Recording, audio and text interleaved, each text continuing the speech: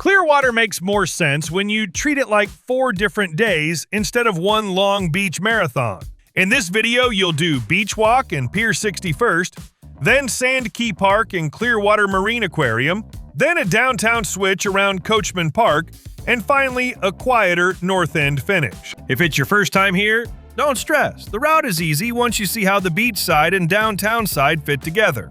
Stay near South Clearwater Beach if you want the easiest walk to sand setup, or stay downtown by Coachman Park if easier parking and quicker in and out matter more. A car or ride share is the simplest option overall, while the Jolly Trolley and Ferry help when you don't want to deal with traffic. Stick around because the timing tip at the end can make this trip a whole lot easier.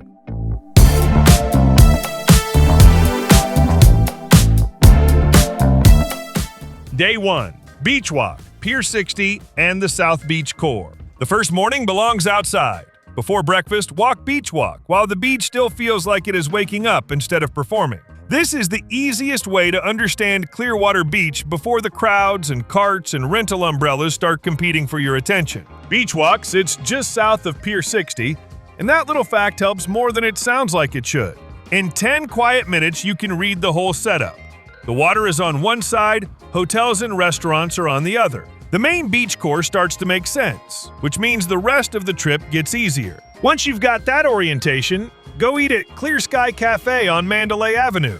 It opens early and works well here because breakfast feels helpful instead of heavy. This is not the morning for a giant sit-down production that swallows half the day. Get something simple, get coffee in you, and get back outside while the beach side still feels manageable. From there, give Pier 60 real time instead of treating it like a photo errand. The pier runs 1,080 feet into the Gulf, and that length is part of why it works so well on day 1. By the time you walk it, look back at the shoreline, and watch people spread out below, Clearwater stops being a postcard and starts feeling legible. You can see the polished south end, the busier middle, and the quieter pull of the north side. The unspoken question on a first visit is usually this: do you really need to spend much time around the obvious place everybody knows? Here, yes. Pier 60 is famous for a reason. It's the easiest public landmark for understanding how Clearwater Beach fits together. That's worth more than racing off to prove you found something obscure. Keep the middle of the day loose on purpose. Stay around the pier and beach core, take the sand seriously for a while, and give yourself permission to learn your own tolerance level for Clearwater Beach. Some people want the full classic beach block with a chair, a swim, and 0 plans. Some want 90 good minutes and shade after that. Either answer is fine. Day 1 works best when it teaches you your pace instead of forcing a fake marathon. This is also the right day to be sensible about parking. If you drove over, get in early and stay put. The city lots around the beach core run $3.50 an hour. And they are far less annoying when you treat them as a base instead of a temporary mistake you plan to replace in an hour. If you're staying downtown, this is a smart day to test a rideshare or the ferry instead of feeding your afternoon to beach traffic. Clearwater Beach is fun. Hunting for the perfect parking space rarely is. Later in the afternoon, step off the beach and reset properly. Shower, change, sit down for a minute. Clearwater evenings land much better when they feel like a second act instead of an exhausted extension of a sandy afternoon. Go back toward Pier 60 for sunset because this is one of the rare tourist rituals here that still earns the time. Sunsets at Pier 60 runs year-round and usually stretches from 2 hours before sunset to 2 hours after, weather permitting. So there's no prize for arriving in a panic with 3 minutes left. Get there early enough to watch the light change, stroll through the setup, and let the evening build instead of rushing the payoff. Dinner should stay on the beach side, but it does not need to feel like another fried shrimp blur. Seguini at Opal Sands works here because it keeps the Gulf in view and changes the tone of the meal. The menu leans Italian and Mediterranean with seafood in the mix, which is a nice correction after a long beach day that could have ended in something much more forgettable. After dinner, take one short walk by the water and leave the day there. No extra stop, no forced late-night detour because it feels wrong to call it early on day 1. By the time you head back, you should know how the beach core works, where the busiest stretch sits, and why Clearwater makes more sense once you stop trying to conquer it all at once. Day 2. Sandkey Park and Clearwater Marine Aquarium. Day 2 should feel calmer on purpose. Clearwater Beach and Sandkey sit close together on a map, but they do not give you the same morning at all. That is exactly why this split is worth doing instead of blending everything into one giant beach blur. Breakfast goes at Maggie May's waterfront on Sandkey. It's open in the morning, it is right where the day needs to happen, and it saves you from eating in the busier core out of habit. That matters more than dressing breakfast up as an attraction. You want a clean handoff into the quieter beach, not another loop through the same traffic you handled yesterday. Sandkey Park is the reason this day exists. The park covers 95 acres, and it immediately feels broader and less compressed than the main Clearwater Beach stretch. That difference is the whole point, and it does real work in a 4-day trip. Walk the boardwalk, get out to the beach, and notice how much easier it is to settle in when the morning does not feel like a constant performance. A lot of first-timers quietly wonder whether Sandkey is actually worth half a day, or whether it's just the backup beach people mention to sound informed. It is worth it, especially if you want one morning that feels easier on the nerves. The atmosphere is calmer, the park has more breathing room, and the day starts without the same pressure to keep moving just because everyone around you is moving. Timing matters here.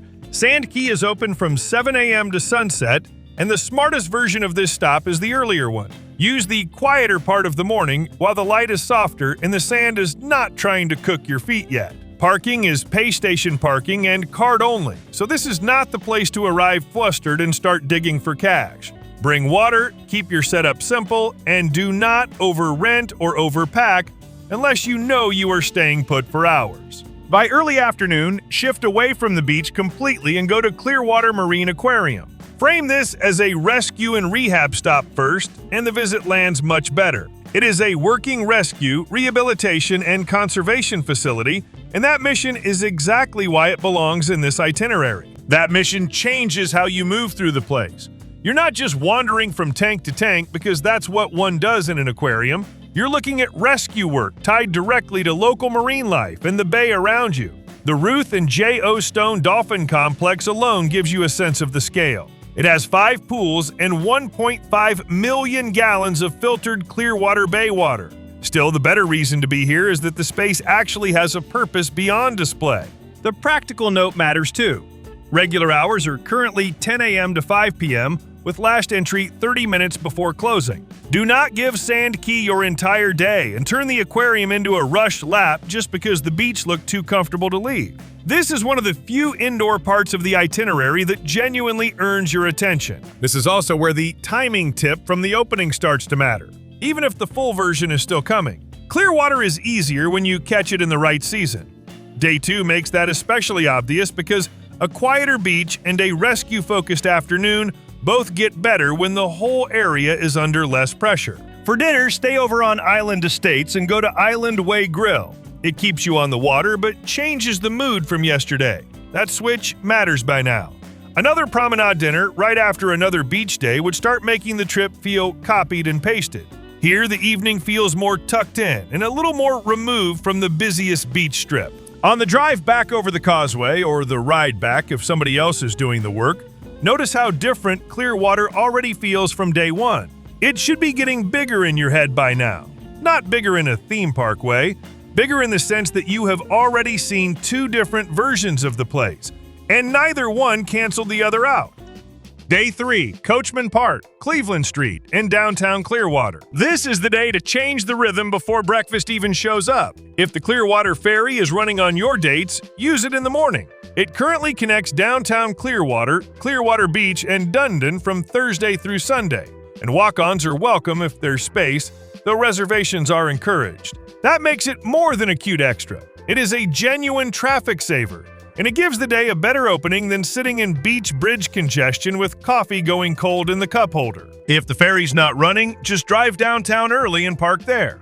The important thing is the shift itself. Day 3 should feel like a crossing, not another beach morning that accidentally wandered inland. Once you are over, ease into the day at Clear Sky on Cleveland. It keeps you in the district you are about to explore, and that matters more than trying to force some grand brunch moment. Eat enough to stay happy, then get moving while downtown still feels open and light. Coachman Park is where this side of Clearwater proves it deserves real time. After its $84 million remake, the park reopened as a 19-acre waterfront space, and it no longer feels like some polite add-on for people who got tired of sand. Walk the paths, spend time near the water, and notice how different the scale feels from the beach side. There is room here. There is shade here. There are places to sit that do not involve shaking out a towel later. Bay Care sound is part of the view, but the day should not depend on a concert calendar to work. That is important. If there happens to be a show that fits your dates, great. If not, the park still holds up perfectly well as a waterfront day with clean sightlines, open space, and a different version of Clearwater energy. From there, walk into the Cleveland Street District and let the downtown texture do its job. The Nancy and David Bilheimer Capitol Theater gives the area some age and personality, even if you only take in the exterior and the block around it. That is enough.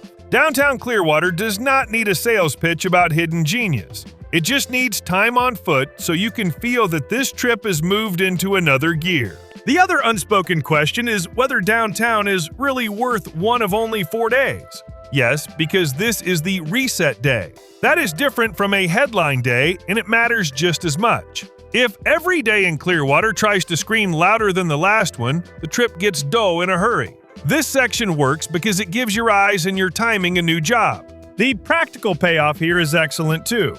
Downtown parking is simply less painful. On-street parking is $1 an hour, most city lots are 75 cents an hour during enforcement, and Coachman Park Lot 11 runs $2.25 an hour.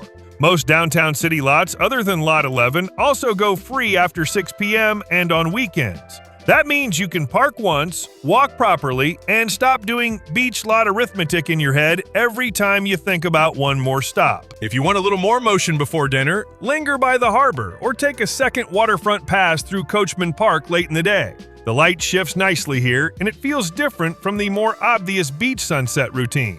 That difference is enough. It does not need fireworks. Dinner belongs downtown tonight, and the District Bistro fits because it keeps the city side feeling intact. After 3 days of sand, surf views, and beach traffic calculations, a more urban dinner on Cleveland Street feels like the right kind of reset. It also makes the route cleaner. No doubling back to the beach out of habit. No pretending the downtown day only counts if it ends beside the Gulf again. When you finish, take one last easy walk through the lit downtown stretch or back toward the bay and call it there. The close should feel calmer, more local, and a little less staged than the first 2 nights. That is how you know the day worked. Clearwater changed shape again, and the trip got stronger because of it. Day 4, North Beach and Frenchie's Rockaway Grill. The final day should start with less ambition. Take the morning slowly, then head to another Broken Egg Cafe near North Beach for brunch. The hours are generous enough that you do not have to rush, and the location makes sense for what comes next. By day 4, convenience matters more than novelty, so does energy. This is where you stop rewarding yourself with extra logistics. After brunch, walk north and stay north. Official Clearwater Beach guidance quietly gives away one of the best pacing tips in town when it says to walk north for a lower-key beach day because the crowds thin out. That is exactly why this belongs at the end of the trip. You've already done the classic beach core, you've already done the quieter sand key version. You do not need one more oversized attraction. You need space. This stretch works because it asks less of you.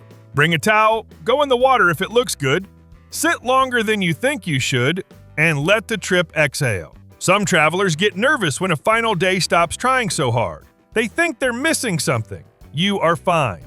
A good 4-day Clearwater trip should end with confidence instead of panic. There is one practical trap to avoid. Do not assume you can keep driving farther north until a magical secret parking spot appears. The city is very clear that no public parking is allowed north of the Acacia Roundabout, and that rule is strictly enforced. Start from a legal lot or garage, or walk up from where you are already parked, and save yourself the dumbest possible ending to an otherwise smart trip. This is also the right day to be honest with yourself. Tired? Keep it extra light. Weather turns? Stretch brunch. Walk when you can, and do less. Day 4 can handle that. That is one of the advantages of saving the north end for last. The itinerary does not collapse if the day becomes softer than planned.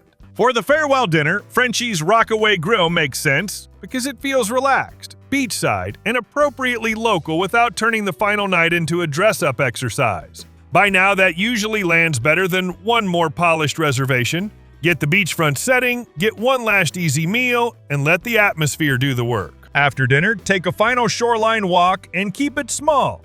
That is the right ending here.